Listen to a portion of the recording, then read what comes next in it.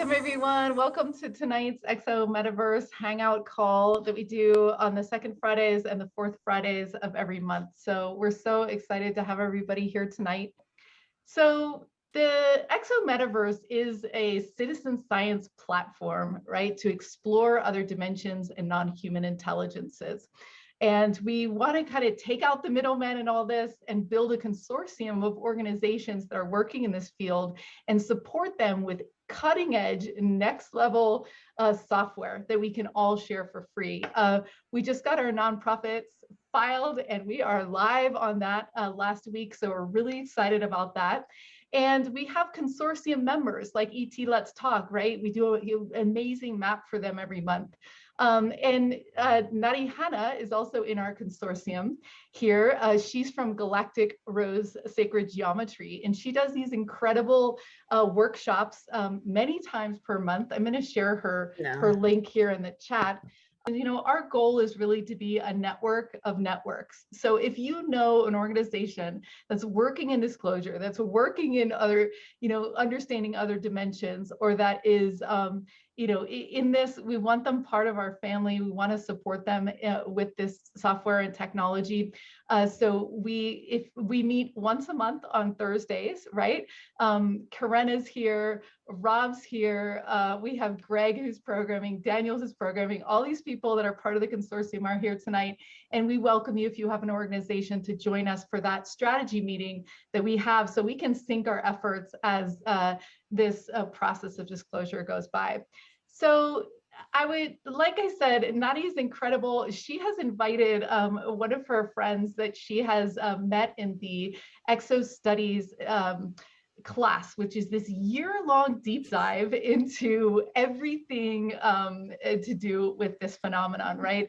Every week they take these new topics. It's the basis for a master's and a PhD program that Sean is doing. He was also one of our interviewees. So John Ramirez has worked his whole life, starting with his curiosity, and he's worked in the electromagnetic signature lab, right? Understanding electronic information in the CIA. And he's retired now. He's really able to pursue something that he's been fascinated with his whole life. So I'm going to hand it over to Nadi and John. Thank you, Zenka. It is just feels brilliant to be here. It just feels really generative about really, I would say cutting edge, but just really alive, frontiers of us not being alone in the universe, of, the deeper questions of life. And of course, when I, wanted to interview somebody for this call, it was John, who is completely fascinating when he's talking about the metaphysics of life and cutting edge, extraterrestrials, the exo world, and really, really happy to have this opportunity to talk with him. So you mentioned the Exo Studies call, the year-long course, and that is led by Sean Esbjorn Hargens. And John joined us about a couple weeks ago. And as soon as he dropped in with his information, we were all just hooked. Like, we just wanted more. And so when you asked, do you know anybody fascinating to interview? I said, I absolutely know somebody fascinating. And so John came in, to my world through the Exo Studies class. But interestingly enough, he came in first through a light language call that I was hosting. And I wanted to get together with people to explore what light language is in, it's nonlinear galactic communication, channeled transmission information. And he joined that call. And it was fascinating because he and I were talking light language. He saw this code. I shared a piece of art and he saw this code, and he was talking about how it was like John, I hope if I botch this, just clarify, please. It was like a map home. It was like a star map home for him. And he spoke up and shared that. I was like, oh my God, this is a brother. Here we go. So we met on my call, and then totally surprisingly, the next day he showed up on this Exo Studies call. And I was like, talking about being a former CIA officer, and the mismatch between the two, like the dissonance.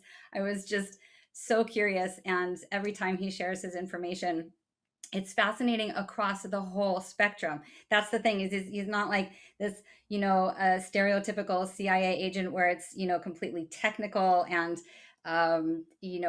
ship recovery or, technology or the things on the survey, all of the things on the survey. He's much more rounded than that. And so he and I were talking, and the passion here is to talk about the metaphysics of the CIA, right? And and like open up the concept of what it means to be in an agency that has access, like backdoor access.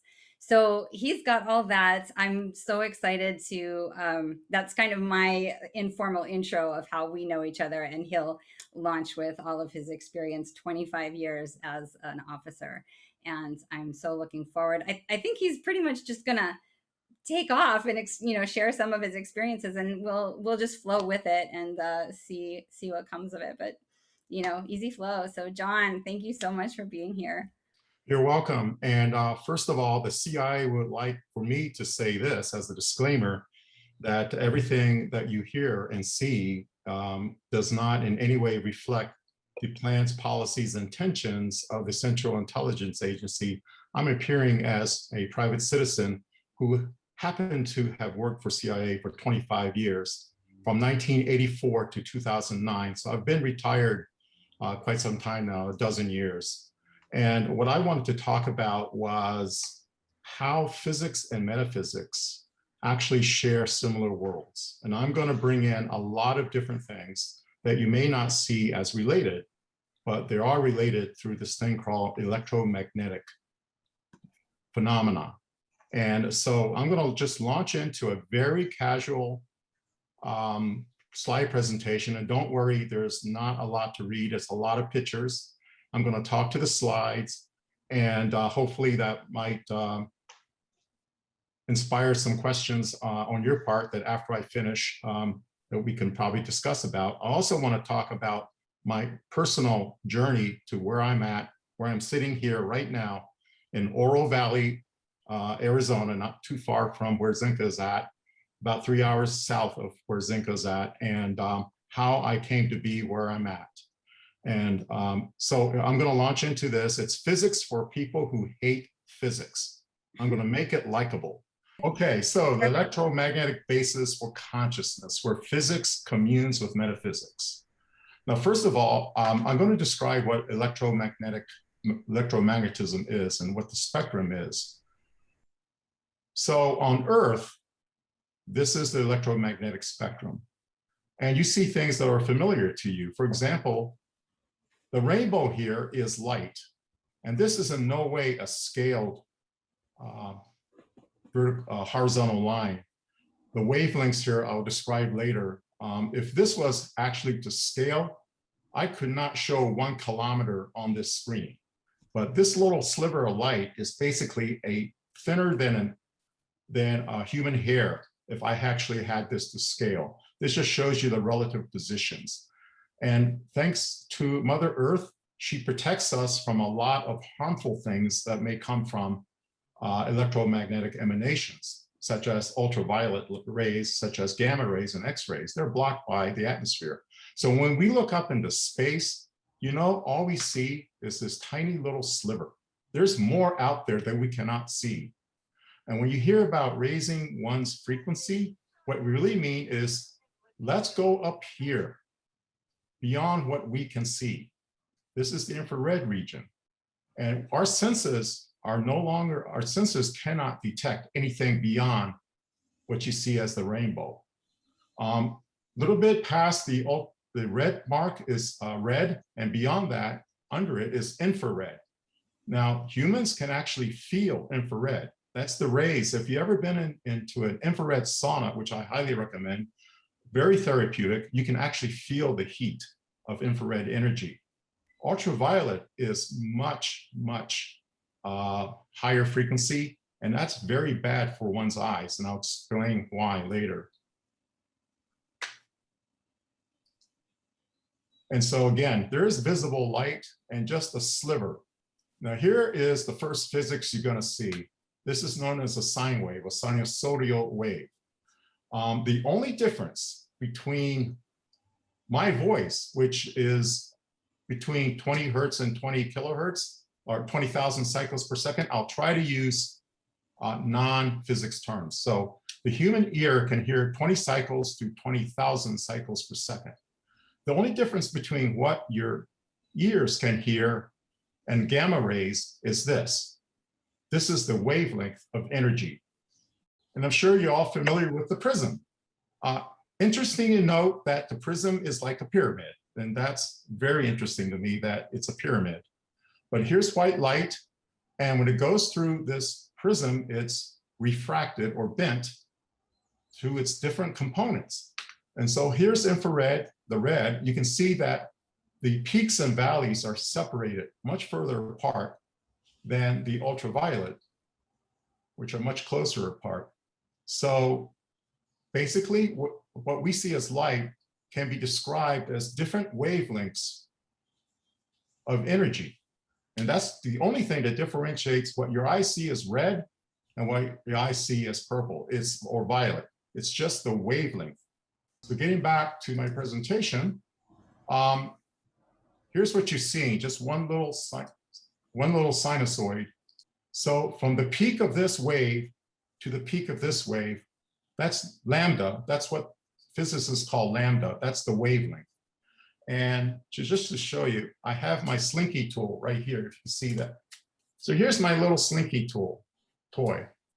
Okay, so your brain waves are like between like a few cycles per second to like 40 cycles per second.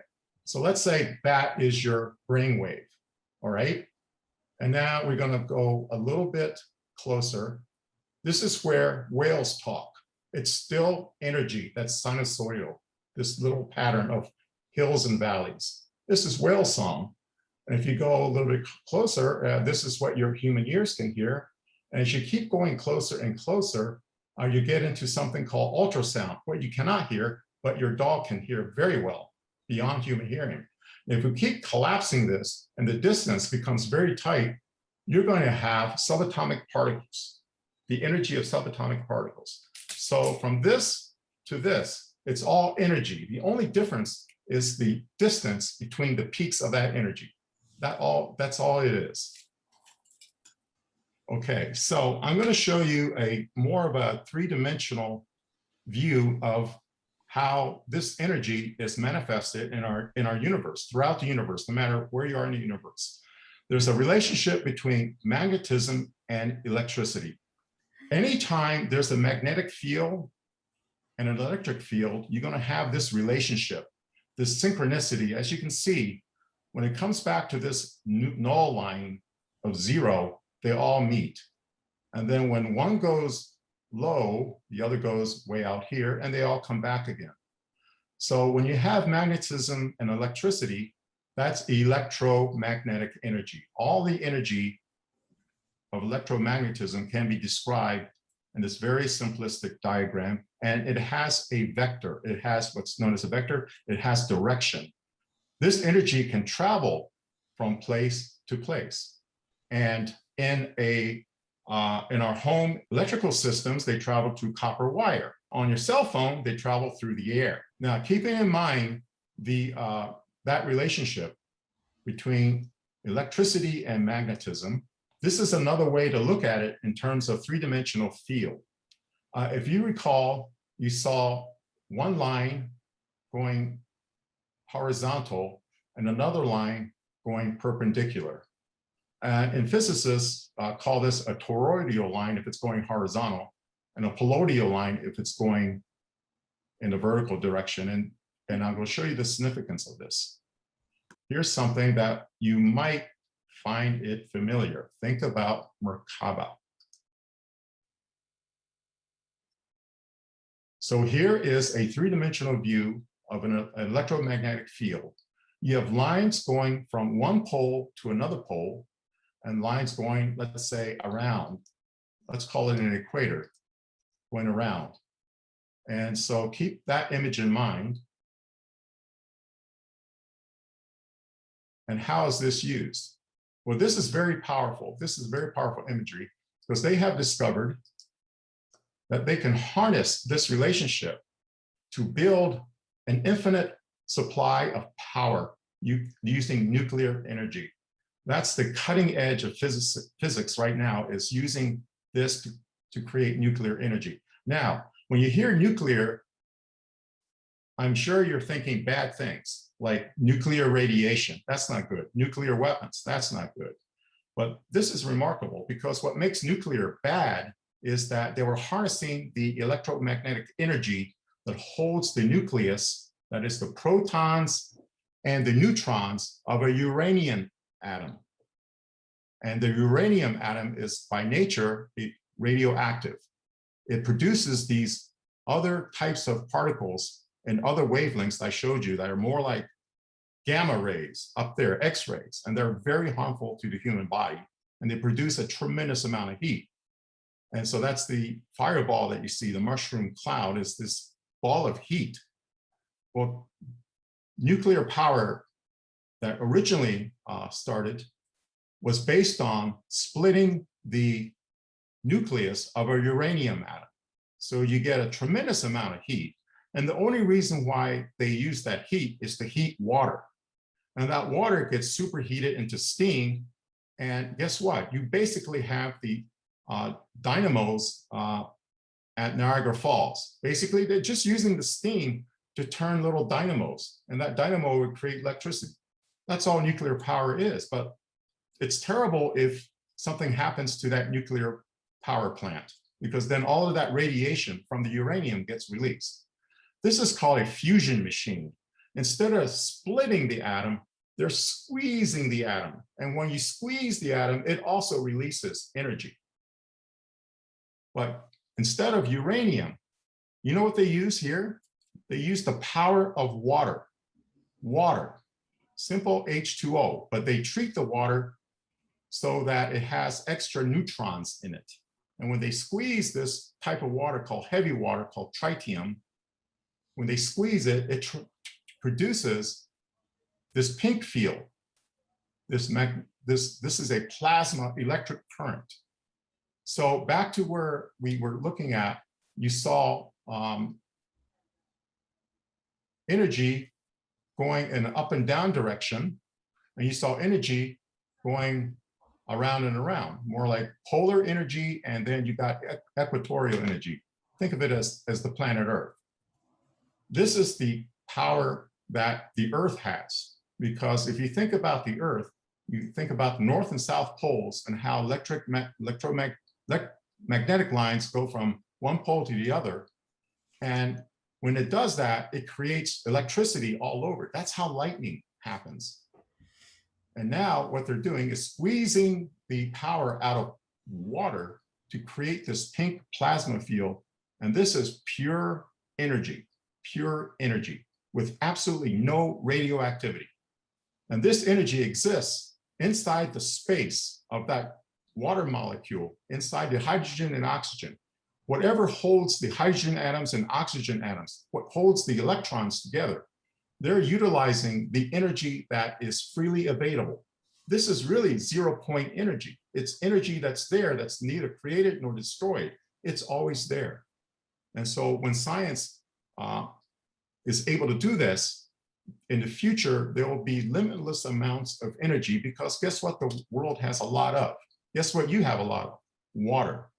And the only output of this is this energy and steam, not radioactivity.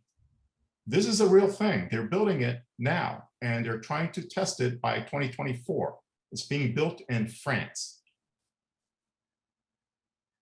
And when you say they, John, is this like direct reference to the CIA? Is this? No, I'm talking about they, meaning I should say the Department of Energy partnering with other departments of energy, other ministries of energy in Asia and in Europe together as a consortium, trying to bring this type of fusion nuclear energy to the world.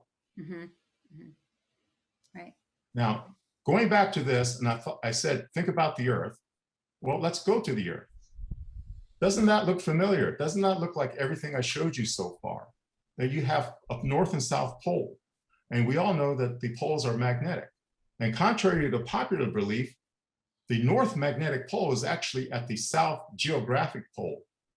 The magnetic flow of the Earth goes from inside the Earth, and there's a little magnet here to represent the iron core that spins around that creates this energy to happen. And it goes from north out of the south geographic pole back up, and then back to the north. And around it, there's electric fields. Now, and Zinka lives in Sedona, and there's vortexes in Sedona. You know what Sedona has? You know what Arizona has more than any other state? What is the nickname for Arizona? It's the copper state. All right, now think about a battery. Think about the Duracell copper top battery. Arizona has a lot of copper. The other thing Arizona has is a lot of an iron ore called magnetite. And the other thing Arizona has are a lot of underground reservoirs of water that is flowing under the ground. So when you get copper and magnetite together with that medium of water flowing under the ground, you're going to get little pockets of energy, of magnetic energy, which we call vortexes. And so happens Sedona has more than its fair share in the state of these vortexes coming from the Earth. Everything in nature, including animals, have a magnetic sense. Sharks, cetaceans have a strong magnetic sense. They use Earth's magnetic field to navigate. In fact, they can create their own electric currents, just them going through the water. The friction of these large sea creatures going through the water creates an electric field. And that field, they have sensors inside their bodies that can determine the strength of that field in relation to Earth's magnetic field. They use that to navigate under the water. So what happens when the sun, which also has a strong magnetic field, sometimes the sun misbehaves and creates more of that magnetic field than it's supposed to? Well, it affects a solar storm affects our electronics, because that's man-made, human-made. We made these things, and it messes up electronics. But for our friends in the sea, it really messes up their navigation. And so what happens is when there's a solar storm, it says here, the sun occasionally releases bursts of electromagnetic radiation, which may disorient whales. A new study finds, this is a brand new study saying this is why whales beach themselves. They get lost, they get confused, because nature provided them with a magnetic built-in compass to navigate where they need to go. And when the sun throws that off by providing more electromagnetic field than is necessary, the whales get lost and they beach themselves. Well, I mentioned animals. I mentioned, well, birds have this magnetic sense as well. Whales do, we know that. Sharks, dolphins. How about humans? How about us? Exciting research at the California Institute of Technology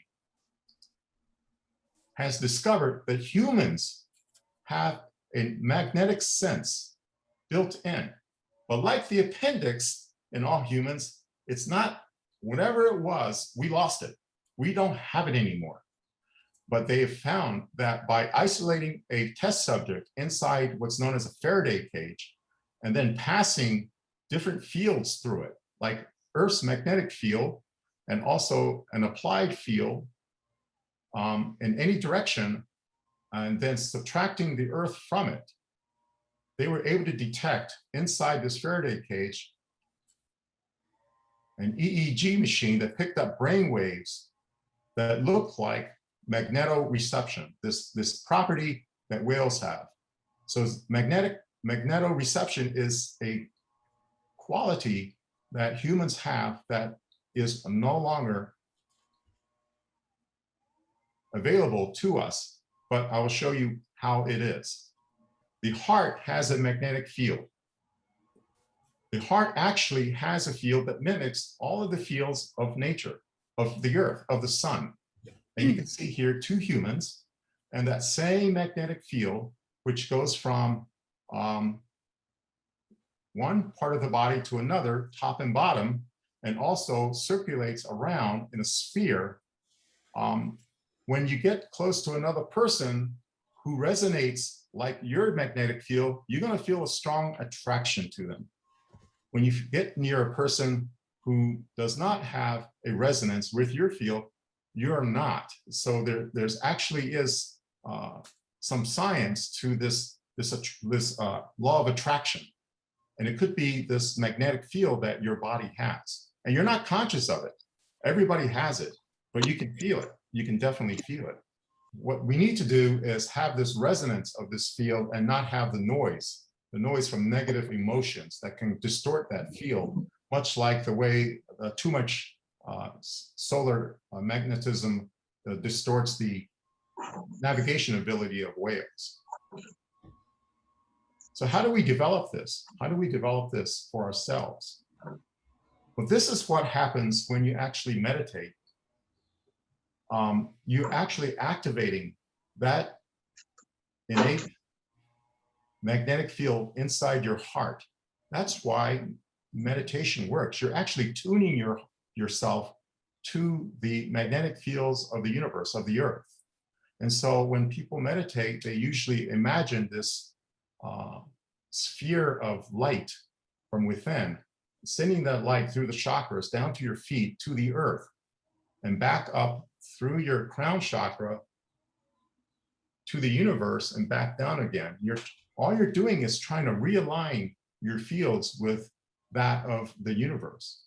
And when you do that, remarkable things happen. Because when you do that, you make this leap in consciousness. Your heart beats with the earth's heart. Instead of fear, your heart beats with love.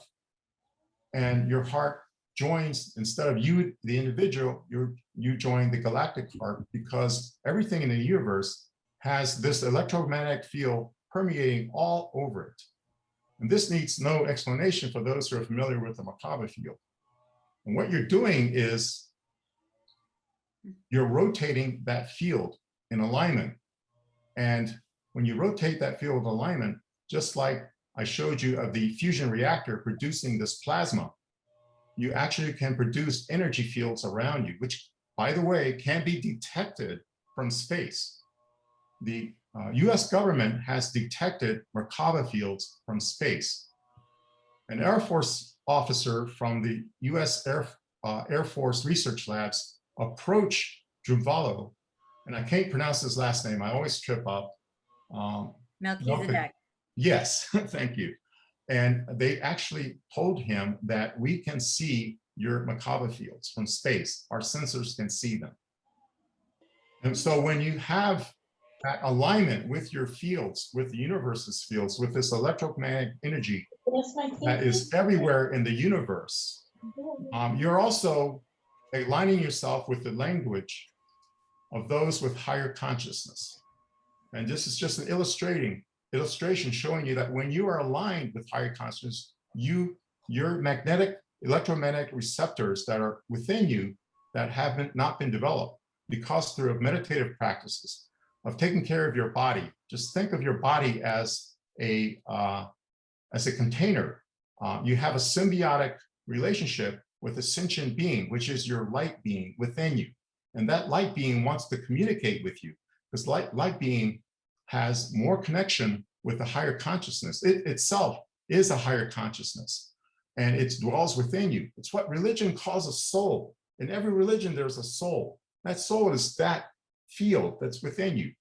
And through meditative practices, then you can align yourself with it, and people get messages. And those with very developed electromagnetic fields, we call them channelers. That's how they can channel. It's a transmission line through higher consciousness. And basically, that is my presentation.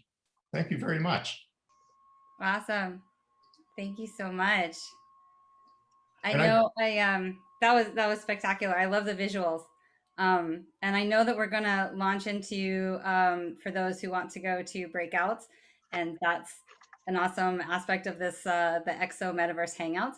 But I want to throw out a little teaser in that, you know, you and I had talked about how, you know, whether you want to call it contact experience or had a significant download in your early years, you know, that you kept being informed and sort of had access to all this information that you just shared, even though you had no way of knowing these things, right? You kept getting downloads, and you're going to talk about the source of that, and I think that's where we're going to go into next, just to let everybody know we're going to nibble at some of his the guidance and, you know, bridge the physics with the metaphysics. Sure. And you want me to launch into that now before the breakout? I can do that very quickly, or wait. Oh yeah, well, why don't you talk a little bit about it, and then we'll go into breakout groups. That's okay. fine. So for me, when I was about 4 or 5 years old, I had these recurring dreams or visions of me being led by a woman into a house that looked like a Victorian house.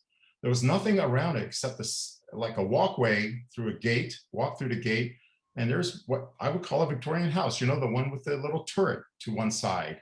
Nice little A-frame house with a nice little porch outside. And she would lead me to it, walk in, and sometimes I'll go up the stairs to the left, sometimes I'll go on the first floor to the left. On either floor, I would be led into an examination room where a doctor, looking like a Victorian doctor, and all around me were like Victorian looking medical equipment, tables and whatnot, you know. Everything looks very Victorian. The cabinets, the jars where they would store pharmaceuticals of the day, and they would examine me. And I had this many times. I asked my mother about it, and she said, "There's no such thing. I never took you to any such place, never." And then my parents realized that I was always interested in space, talking about space. I couldn't stop talking about space. They bought me a telescope. And I used to go out with my telescope, and one of the greatest joys of my early life, and I still remember, was when I actually found the Andromeda Galaxy, that telescope in Cassiopeia. And I just stared at it. And it was just a little disc, because it was just a, you know, not a professional telescope, but something you give a kid. But I found it. And I used to stare up there. And I used to, you know what I used to ask myself? I used to ask myself, I wonder who's staring back at me, wondering if I'm staring at them. And that was just a profound experience for me. Later, as I grew into my teen years, we moved to a house, and for some reason outside of my bedroom, I wanted to plant sunflower seeds. And for the strangest reason, I said, I want to plant these sunflower seeds so they know where to find me, because I want them to find me. And sure enough, they found me. And I remember being lifted out of my bedroom through that screen window up into a craft. And I remember being held in the hands of some being. And this corridor was circular, and it was all lit up in like the most brilliant white without having any lights. And there the dream stopped. But guess what happened? The next day, there were markings on my body. There were markings on I could not explain. And then as I grew up in my older teen years, in my high school years, I actually had this dream or vision of being in a place where nothing but light beings around me. And then I was just floating with these fellow light beings. I felt like I was really home, that this is where I belong. And a voice came and said, came over and said, it's time for you to go back. Choose who do you want to be this time? Who do you want to be this time? And I looked over this field of, the only way I can describe it is, imagine a giant infinite egg carton full of eggs. And instead of eggs, imagine that they're like spheres of different colors swirling around it, smoky colors, all brightly lit. And I picked one, it was blue and white. And I said, I want to be this one. And boom, I remember being born. And so that was just always been profound. And I've always had these inklings of what I'm going to do. I knew what school I was going to go to. I knew I would be married very late in life, which happened to me. I went to the school I thought I would go to. I knew I would be in the Navy, and I was in the Navy, and I also knew I was going to go to the CIA, because in the 7th or 8th grade, I had to write a vocational kind of essay. What do you want to be when you grow up? You remember those? And I was the only one that wanted to be a spy in the CIA. And everybody laughed at me, of course. They didn't laugh 25 years later at my class reunion. So I had that as well. And so something led me to CIA. Something did. And from there, I discovered many interesting things. Many things that you would consider maybe some aspects of disclosure, that things were actually true. And most recently, Convergence 2020, if you're participating in that, Mark Sims had a little session with his radios where he toned hue through the radios. And sure enough, there was a conscious, Close Encounters 6 experience where my wife and I saw over the Catalina Mountains of Tucson, this brilliant white orb appear over the mountains. It blinked in, stayed for a few seconds, and blinked out. And both my wife and I received messages. And the message for me, and I have not revealed this before, but I'll reveal it to you. The message is that you have a message to share. You have knowledge to share, and we're waiting for you to share it. There will be a pathway. You will meet people. You will be participating in some way of being able to share these. And your purpose here, you need to make contact with an individual, because that individual is looking for you to make contact with them. You don't know who it is yet, but you will meet them and you will share with them something that they've been wondering about all their lives. And so that's my contact experience. And I'm sure many of you have had many profound ones just like that. Spectacular. I'm wondering, Wow, that was amazing. yeah, there was a little bit of a teaser in there of, the CIA and the disclosure. And I went, okay, were all the survey questions true? Do you want to just, that seems Yes, like, all the We'll survey oh, questions. do we have to true. wait? What do No, we have? that's fine. Go ahead. Yeah. Okay. Go ahead. That's fine. Yeah, everything I said, as far as picked which ones the COA was involved in, every one of them was true. Every single one of them was true. And of course, I put an easy one in there of destabilizing governments, and everybody knows that one. But there's 2 different CIAs. There's a CIA between 1947 and 1977. That was one CIA. Then there's a CIA between 1977 and 1982, 81, 82. That was an intermediate CIA, and then we're in a modern CIA. The early CIA was the bad CIA that you all read about, that you all read books about. They make movies about the bad CIA. We're nowhere near like that anymore. We're not like that. You'll find officers talking about what I talk about more often than what you see in the movies. We're not the Bourne identity. We're nowhere not like that. And so all of those were true. Okay, great. So, so many places I want to go. So, John, the message that came to you, the downloads with you and your wife from the orb at the CE, at the Convergence. I'm going to go back to that moment. Can we go there together? Sure. Okay, great. And, I also want to just let you riff, and you got the message of, you have important things to share, and you're going to be connecting with people who are going to help you do that. Do you have a clear idea of what the message is that you're sharing? I mean, you've shared so much in this past hour. It could really be, do you think it's any one thing, or is it everything? Or, have you dipped into that? It's very personal for an individual. Very, very personal. Right. Yeah. In general, what I'm doing through Exo studies, and I will also be joining Sean in his Everything You Want to Know About UFOs, or whatever that's called, the Right. short course. Mm-hmm. There are many things I shared in that realm that I guess I give some level of verification to, because a lot of people get inklings of this and that and whatever. Some of them are conspiracy theories. Some of them are really, really, really true. Mm-hmm. And so they're seeking validation. If anything, what disclosure by the government, official disclosure, will do is to validate what we already verified for ourselves. Okay. I don't need President Biden to stand up before a podium and tell me that they're extraterrestrials. I know that already. I don't need it, but some people do. Some people need that validation. That's fine. If that serves a purpose for validation, that's fine. And I always tell people, I don't need NASA and Elon Musk's SpaceX to go out in space.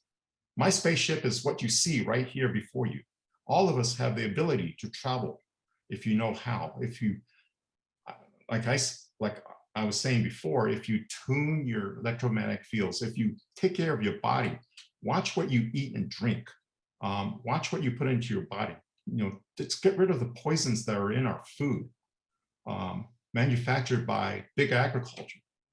Try to seek out natural ways of helping you, because if you go to big pharma, all they're treating are the symptoms created by the other drugs you're taking. And you take drug after drug after drug. There are many natural ways of healing yourself through tuning yourself. The body is very powerful. It has everything it needs to fix itself. But we forgot how to do that. And I think in the future, in the near future, we will soon discover those ways as we become more awakened and aware of our real true natures. You and I had talked a lot about meditation practices, and I really would love to touch on that at some point if we get to. But the question that just popped in for me is, you know, as I'm taking everything that you're saying in, and you know, we've been talking about this metaphysics and physics, and so you've got this whole contact, you know, higher consciousness connection and being informed and being connected to, you know, whether it's star nations or however you would refer to it. You've got that reality going on. And then you've got, you know, being in the CIA and the, you know, the secondary CIA. That was cool to learn that there were two different kinds or eras, you know. And so being in the CIA with all of the technical and the scientific and the, you know, practical application strategies, you know, for lack of better words. And so you're moving in this world with two very different realities. And I know most of us do, right? This is what Sean has talked about. Oh no, it's been so long. Somebody help me out. Not doubleness, right? Where we've got two existing realities that may not mesh. And I'm wondering, like, were you an odd duck at the CIA, or like, did you have good company? You had good company. Okay, will you just say a little bit about that? Yes, I've met more people who were experiencers in CIA than anywhere else except for communities like this. Yeah. For some reason, they were all led to be there. And they had the wherewithal then with the accesses. We have carved on our lobby a verse from the New Testament. I'm paraphrasing, but you shall know the truth and truth shall make you free. And we are observers and discoverers of truth. And our job is to present that truth to those who we entrust to make decisions, policy decisions on our behalf. If you don't like what the CIA is doing, look at who people voted for, because we will in fact mirror in some cases who people have elected. And I use this as an example. How do we know about President Trump's Ukraine call? How do we know who actually brought it to light? It was a CIA officer who blew the whistle. A CIA officer, unafraid, because he knew the truth, that blew the whistle, that started everything, the avalanche of everything falling down. That's the best way I can say it. It's just that I'm in contact with people now who tell me things, that they know I'm part of this group, they know that I'm part of Exo Studies, and they also are very interested. And we used to discuss back in Coast to Coast AM, we used to have lunchtime discussions of us getting together, talking about, you know, what did you hear at Coast to Coast AM last night? You know, oh yes. But we had the access to actually look into what many people said. And a lot of people, unfortunately, came on these shows that were complete fabricators. They just threw in a lot of poison in ufology, which really hurt me. And I said, Chief, if I ever had a chance to clear that up, I want to do that. I used to be a database administrator of a discussion group basically, it's like the Exo studies, all of the different various discussion groups we had, and we talked about everything. You know what some of the things we talked about? No, that's why we're here, is we want to know. The Anunnaki, the existence of possible, the Anunnaki, the existence of humans are still here that broke away from the main civilization, the existence of Atlantis, of the Lemuria, the fact that we may have been seeded, deliberately, the fact that Mars was full of life at one time, the fact that there's a galactic headquarters, and there's actual CIA documents through technical remote viewing that was moderated or facilitated by someone you might know named Major Ed Dames. And the remote viewer was Mel Riley. And he saw this galactic headquarters and described it in great detail. We know these things. So I would say the CIA was just rich in that environment of discovering things that other people might take for granted or not even discuss. We shut down the remote viewing program because some very conservative politicians thought that we were playing with demonic forces. And they made a big stink about it, and they had the power of the purse, and they took all the money away. So what did we do? So all those remote viewers went to places like the Monroe Institute, the Universal Light Center in Black Mountain, North Carolina, the Farsight Institute in Atlanta, Georgia, to continue this remote viewing. And so I would say, you know, it was not unusual. I was not unusual at all. Okay. So looks like Zenka's got a question. Should we just go with that, Zenka? Because I mean, I have no. Yeah, go for it. You do your thing, but this is just there. I mean, it's just, you know, I don't know. Okay, great. Yeah, I think Curious if questions do come in, I mean, that's the whole idea, is that this is generative and it's so juicy. So yeah, so you were in good company and you had meetings to get together and talk about these things with like-minded. And, you know, I love that you said, you know, for some reason, we were drawn to the CIA. You know, I think there's a real curious point in there, like, ooh, what was it? Like, did you figure out the connectivity? Did you, you know, were you able to go into it while navigating your day-to-day life in the CIA? So that's all this fun curiosity. And where that takes me is, like, I'm really struck by this duality, right? Or seemingly duality, right? And it was manifest in the fact that I met you through a light language class, and you kind of referenced the CIA. I thought, oh, that's cool. And then come to find out, you 25 years a retired CIA officer. And so there's part of me of like, you know, what was the psychology? How did you merge this place where it seems like maybe you went into the CIA to access some of that higher consciousness, right? That was a route that you took. But I hope I can articulate this. You know, Yes. What was the psychology of wanting a map home and learning about darker technologies that are influencing the world? You know, it's fascinating, that part of it. Yes. I was always interested in the nuts and bolts side of ufology, and a lot of people are more into the nuts and bolts side. I find that to be very boring. I am more interested in the side of higher consciousness. To me, it's fascinating, the higher consciousness aspect of ufology. And a lot of people don't go there because they're afraid to go there. They think it's too bizarre. I remember we had a brilliant physicist in ufology. He's passed. I admired him a great deal. His name was Stanton Friedman. And he was the last physicist, or true physicist in ufology. We don't have someone of that caliber right now who has that kind of reach. But he never wanted to bridge that. I used to attend, okay, here's one. I used to attend CIA, I used to attend UFO conferences, MUFON, you name it. I was there.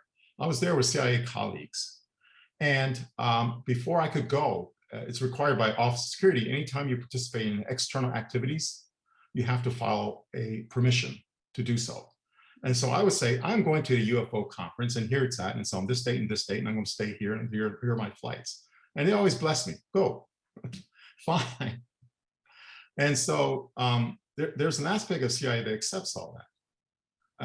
And also during my reinvestigations, every 5 years we get reinvestigated so that we can continue our clearances, but make sure that we're not abusing our privilege of having this very secret information. And they asked me, what is your hobby, Mr. Ramirez? And I go, oh, I like to research UFOs. I like to research extraterrestrials.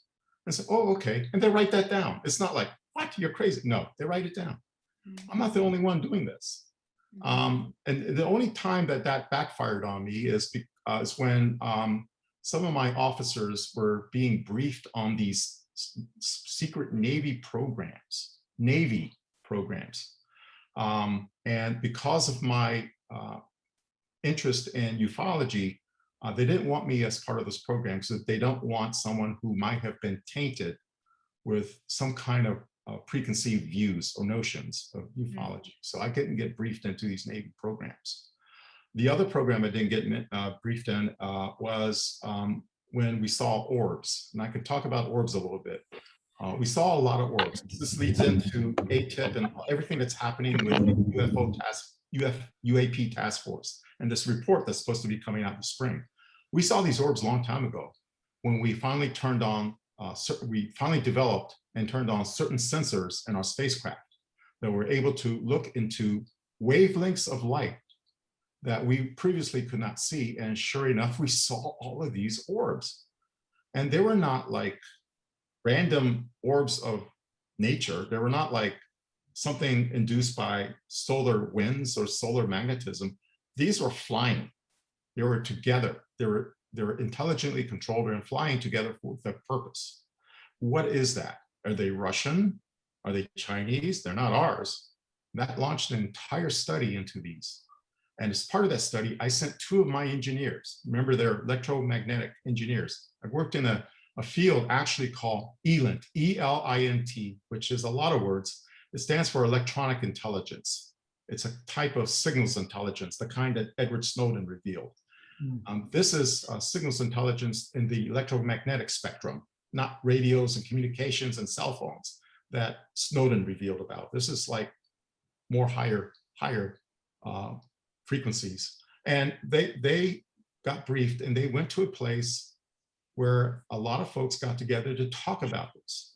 They came back and they said they got read into some very special access programs. I was not read into this. I got read into a level as a supervisor. You lose all the fun. All your people get all the fun. And I was read into the point where I can perform my supervisory duties. But I wasn't read into the actual meat of the subject matter. But they came back and they go, and I hope I'm not getting them into trouble. They came back, hey, John, you know everything you ever heard about Roswell? And I said, yep. And they go, yep. It's my affirmation that Roswell actually happened. And I've had other affirmations since then that I cannot reveal. If I did reveal them, I don't know what would happen to me. I'll probably be called before, well, I'll probably be called before the Senate Select Committee on Intelligence to say, what do you really know, John?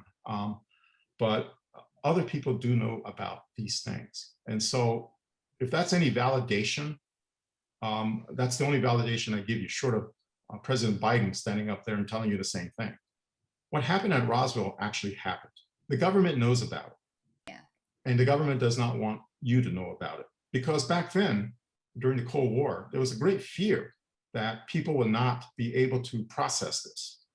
In order to process it, people will have to raise their consciousness to do that. Right. And I don't know if the LSD we distributed to college campuses, to Professor Timothy Leary and other college professors to experiment on, may have launched a New Age movement, may have raised people's consciousness in that chemical way. But the fact that we had the Summer of Love, that people were like questioning authority and things like that, that kind of fit into what the CIA needed done. We needed people to be receptive to the point where CIA actually contributed some information to science fiction movies Yeah. that showed aliens in it. Not all benevolent, but mostly very friendly aliens in them. And so I would say yes, that I felt like I was drawn to it, but so were many others. And for me, it's in a way, it was validation for me to be there, but I already verified everything before I even stepped into the halls of CIA. Right. Right. What I love is that the conversation can take us towards talking about consciousness. Right. And I see some hands up, but that's, for me, there's a real meat in there. I'm with you when I'm kind of like not interested in crash retrieval. I know, is it real? Is it not real? Like that for me, like, okay, cool. I want to hang out in the, the consciousness, the like, how did we use CIA technology to launch into merkaba activation and our higher capacities, and that's where that's where it's at. I think a lot of the questions are coming out on that line as well too, so I'd like to go into a few of them, but I love how you acknowledge both sides. You weave together that this information is really like in service of our expansion, right? That's one of the drums I beat a lot, and so to me that uplifts the CIA in my perspective of like, oh yeah, it really could be used for our benefit. And there are lots of ways that it was, from what I'm hearing. But I love that you point towards the higher consciousness piece of it, and how a lot of us, there's so many great calls, questions. We started with the orbs there for a minute, and then Jay Paul had a question about orange orbs, and then there's also, I know Court's got his hand up, so let's see. Now that was just a teaser for Jay Paul, if I dropped that. Are there any? We can have one question. I'm going to be bringing the people back from break, and then we're going to be able to share the contact experiences, and then any other question. If there's time, we'll be able to do questions. So, so pick a good one. This could be your last one. Okay. Okay. Okay, so then if Court always has such great questions, if he's got his hands up, should we wait? Should we go for him, or should I go? Yeah, let's go for him. Let's Okay, pull Court, him out of here. Go for it. Let me try to find you, Court. Okay, got you. Court's part of our Exo Studies group, so he's a very familiar face. Awesome. John, thank you so much, and Nadi, for bringing us all together. And just extending, John, the theme of physics and metaphysics, what is your experience telling you about the presence of shadow in the larger universe? The presence of all of the shadows that we know we have in terms of our human experience, but there appear to be shadows at a much larger scale, and that's, I guess, where that's the thrust of my question. When you say shadow, either in terms of, can you common term of reference for shadows? What do you mean by shadow? I'm talking about, okay, I'm using that as a metaphor for what is sometimes called the dark side and sometimes called evil, and sometimes referenced as those visitors or alien civilizations that have less than positive intentions. Well, yes, I got you. Okay. It's right.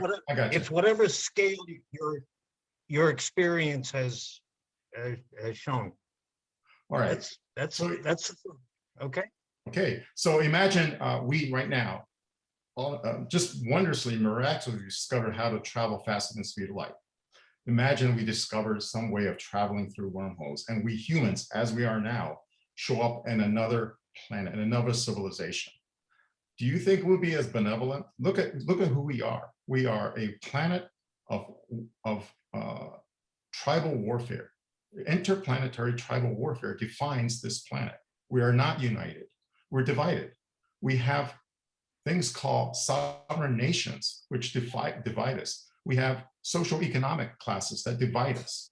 We have racial divides, just based on the vibrational level of one skin color. Basically, remember when I talked about color, it's basically another wavelength of light on a human. Why are we dividing ourselves like that? If we discover a way to travel right now, I wouldn't want us to travel right now. We're not ready to go out there, and we definitely would not be seen as benevolent aliens to another people who may be less advanced than us. So I'm sure that they're flesh and blood extraterrestrials, like us, that whatever physiology they have, they may not have the best interest at heart. Also, the second thing is consider the possibility that we're reading the Bible all wrong, that what you should read, it was that there were two sides. One who wanted to elevate, enhance human consciousness by giving us the tree of knowledge, and another side who wanted to enslave us into worshiping them, who said, this is the tree of life. And just read it all the way different, and oh my goodness, you see everything laid out in terms of an intervention that happened in the human race. Come, let us make man in our image. Think about that. And also, I always ask, to a fundamental, don't want to disparage anyone's belief system. There are people who believe in the literal words they see. And I point out some literal words. Explain to me what this means. And it's Genesis 6, about the Nephilim. There were giants on the earth, the sons of heaven, seeing the sons of the daughters of man being attractive and intermarrying. What is that all about? Right there, there's an extraterrestrial seeing an earth woman and creating hybrids. To me, that is more of an allegory of our hybrid nature, our hybrid existence, and that we may have been very advanced. How many times have we destroyed ourselves in the past? And maybe there was a group of people that, separated from us, a breakaway. And maybe there are others left in power who were hybrids of another type of alien that are more like reptilian. And maybe they're the ones in charge right now. So this is just food for thought. And it's nothing official from CIA or anybody. This is just me talking, that we have to consider that possibility as well. So there's a shadow side. But I wouldn't want us to go out right now. We're not ready. We're not even, we look at the events of the world. Look what's happening in the Middle East. No way should we be traveling out in space. No way. So Zenka, where do we go now? Because I really do want to ask your question too. Okay, well, we'll see if we get to it. It's okay. Okay. We have John as part of our community, and we look forward to more interactions. We can always spin off and do other broadcasts, right? And answer it again. It doesn't have to be just the second Friday and the fourth Friday. So I just wanted to, before we go into our contact stories, so this is a chance for you guys to share what your contact experience is like, right? To share your curiosity, your invitation with everybody out there. I also want to let you know that Nadi is having an event, and I'm going to show it here on Saturday. Oh, that graphic. Let's see. Oh, is that okay? It's so funny. I love how it is. Look at the body. It's hilarious. Yeah. So she's just wanted to know, this is some of, she does all sorts of things about, drawing sacred geometry, meditation, sounds, merkaba fields, all sorts of interesting things. She's got an event tomorrow at 2 to 4 p.m. So I'm going to share that link in the screen. Also, we recently did a fundraiser for our nonprofit so that we can build amazing software for the consortium of groups, and we created NFTs. So who owns a little bit of crypto? Does anybody own crypto? Does anybody figured out their wallet? Okay, good. Well, I encourage you to test out your skills and connect to Rarible or OpenSea, because Nadi has a light body activation NFT here. It's a $100 donation. You get this piece of artwork. You can own your own NFT. And once we fill up the class of 10, she's going to do this really cool session with us. 100% of the money is going to go to support her work in the world. The other NFTs here are going to support a programming with Daniel and other things. So we have a channel to the future, which you can get with two of my favorite channelers in the world, Michaela Sheldon and Lincoln Garagar, who are donating for that. We have a past life regression that's incredible, astral travel sessions with Adam Apollo. You can do VR in a float tank, right? So your body, you won't feel your body anymore, you'll have VR. And also the Lucia light, which is, a light that flashes and induces a hypnotic state. I just want to also show you, for those of you that are new tonight to our call, we do have the fourth Friday of every month is going to be with Neil Gar of Portal to Ascension. He has an incredible story about how he went from being a financial advisor to running a huge platform for all these classes. Membership is $4 a month, $4.44 a month, and we encourage you to get on the list to do that, to support the work, and also join us for our fourth Friday member-only event. I guess I could ask my question, John. My question was, you talked about the electromagnetic fields here in Sedona. Is that why people see more things here? Who knows? And also the question was, is there other things that people, or is there man-made machines that will amplify, similar to a physical vortex on Earth, someone's electromagnetic fields, helping them make contact with their higher self or other dimensions?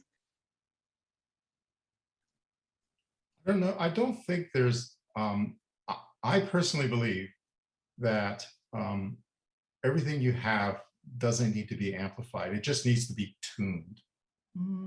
It's not an amplification. So you can meditate like there's no tomorrow, and it might not be any effective, but you have a quality meditation where you're tuning yourself. And the first part of that is to find out what is your fundamental wavelength. What frequency are you at to begin with? And then to tune to where you want to be. It's more of a tuning. And for me, it was more experimental. And so when I tune to the color green. I oscillate in that color, green. And if you look at that prior spectrum, and you can look up the light spectrum anywhere on the web, orange is like 600 nanometers, and green is going to be a little bit longer than that. And so it's a little bit of tuning through. Some people tune yellow, some people tune red. It doesn't matter. You're tuning your own vibrations to that wavelength. And once you tune in, I think you'll find that everything will come through. And for me, I used to see, I can close my eyes and see images develop in my inner mind or my inner heart. And I tell people, stop thinking with your mind and feeling with your heart. Do the opposite. Why don't you feel with your mind and think with your heart? And that's like flipping the poles a little bit. Just flip it. And basically that flipping of the poles, if you take a magnet and you do this real fast, you know what you create? You create energy. And that's why you see dynamos. They twirl and twirl and twirl and twirl and make energy. So this flipping is what creates the energy. You get a magnet, north and south poles, flip, flip, flip, flip, flip. That's what I do. I tune, not amplify.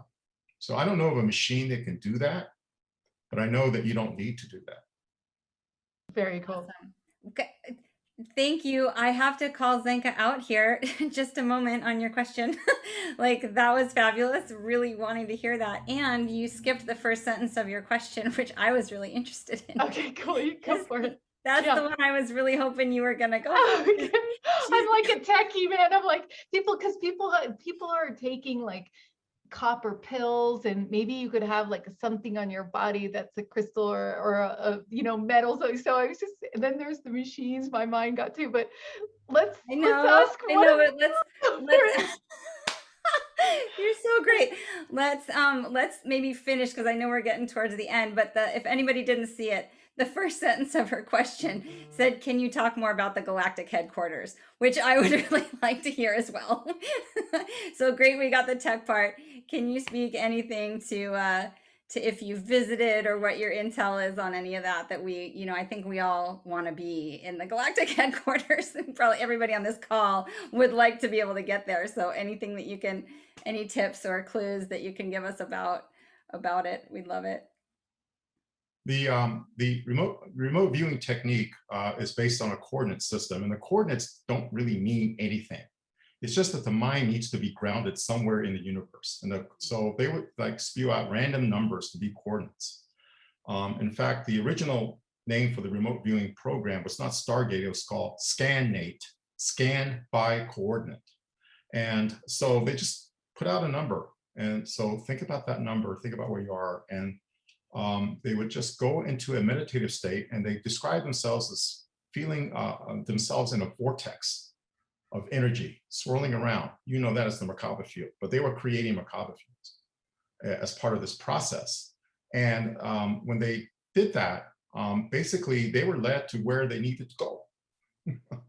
And so one of the remote viewers, Mel Riley, went to this galactic headquarters, and he reported it. As he was doing his drawings and remote viewing, it's almost like automatic writing. I took a remote viewing course that was offered by Ed Dames. I actually purchased it. And part of his technique was you get a pad and pencil, and you just like whatever, when you're in that state, you just scribble things, and all of a sudden things started to come to you. And what he imagined was being on another planet. And he saw this lake, and he was led inside this mountain in a hallway. And then there were these beings there. And he was invited to lie down on this bed, basically, some platform. And they were all surrounding him and talking to him, and revealed that he was at a galactic headquarters. And that was all written up. I actually have that report. I can share it. I think I may have shared it in the Exo studies, if you look at that. But I don't know how to share that report through Exo Metaverse. Maybe I'll just send it to you, Zinka, so you can probably post it somewhere. Yeah, yeah. It's all available. That and visiting Mars, which had an ancient civilization on Mars and things like that. So there were a lot of things revealed through these remote viewing sessions. And they're not like, and some of it was like, this is a top secret Russian submarine. Some of it was just nuts and bolts weapons, but a lot of it was really, really esoteric. And so that was not considered unusual until word of it got out, like I said, into the political world, and a lot of forces wanted that shut down because they didn't know what it was. They thought it was all. In fact, a lot of folks in positions of power would think what we're doing is demonic. They would not see this as something positive for humanity. So I would happy to share more about the galactic headquarters. It goes into great detail. Awesome. Yeah, we'll definitely share that out with the recording and also the closing survey. So I would we're going to close now. I would just invite you guys to share any other parting comments. We'll start with Nadi and then go to you, John. Is there anything that you want to share right now with this group and the world in general? Oh, well, that's fun. I'm feeling really grateful to have had this opportunity. And I think at its core, it's to be with like-minded people who know that there's so much else happening out there and in here, and to validate each other with this knowing, and the drum I'm always beating is about our multidimensionality, right? And I think these conversations really help us to understand how much more of us there is, and so I'm so appreciative. And thank you, Zenka, for hosting the space. And John, thank you so much. And I know there's tech angels. I know. Thank you, tech angels. we can thank the tech angels right now before we let John have the final word here tonight. So I want to thank Rob for being on tonight and also helping out with the videos and setting up the restream. You've been amazing. And I also want to thank Greg for his tireless work programming the map. It's really amazing, and Daniel as well. Also want to thank Karina and Sharon and everybody else in the consortium. So thanks for everything you're doing for the movement. I just want to say, in final words, please treat this sacred vessel we call the human body, treat it with respect, feed it proper foods, proper nutrition, feed it proper liquids. It needs water to survive, or mostly water, because you are a container of that light energy that's within you. And if you're very quiet and very still, tune out the world and tune it in, and you're going to get some remarkable messages. They're waiting to talk to you, but you have to be willing and prepared to listen. Thank you. Thanks, everyone. See you in a couple weeks. Have a great evening.